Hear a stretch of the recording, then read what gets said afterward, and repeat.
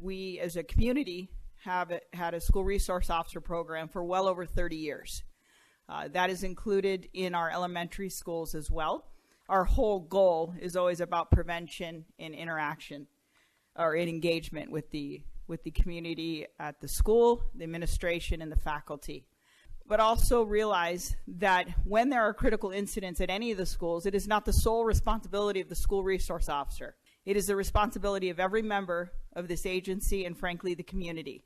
But you should also see that our response times overall with the agency are excellent. And I put these in here so you realize how quickly we are able to get to schools in our community.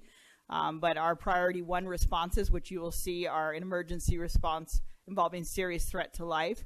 We are under 5 minutes 74% of the time, and overall our priority response is 4 minutes and 1 second. There's variety of national standards you can Google, and you'll see that some say the national standard you'll get on these responses is usually 8 to 10 minutes.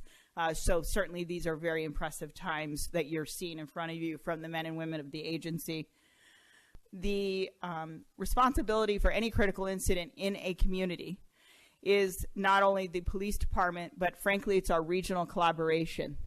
And if you are not aware of it, under the leadership of Sheriff Nanos and the other police leaders, there's 11 of us in Pima County, we've put together a regional response to any sort of critical incident involving our schools, because it's critically important that we all have the same exact response. So if there's an incident in Marana, we will be able to help Marana the same way and trained exactly the same. So as of even 2 weeks ago, we met with all of the local school district superintendents so that they are part of this discussion as well. We're continuously working on this, and I would say that at this time we may be the first in the state of Arizona and maybe the nation that is actually putting these different resources together, so that we all are able to share our resources and respond appropriately to any critical incidents that might occur. I was asked to give you an estimate, a cost for a police officer. We went specifically with the school resource officers. So an average police officer, you're going to say that isn't the recent pay raise that we got. That was the pay and the employee-related expenses that go with that. So that's going to be the retirements, medical costs, things like that. The vehicles seem to keep rising in cost.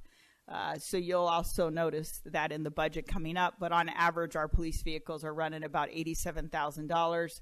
Equipment overall that we have to provide for a police officer that you see us carrying every day, equipment in the schools, and then overall training. We just took an estimate. We do provide some extra training for our school resource officers, so this was just kind of like a guide, the best I could give you, a little bit on the higher end, but that was the best cost estimate that I could provide to you.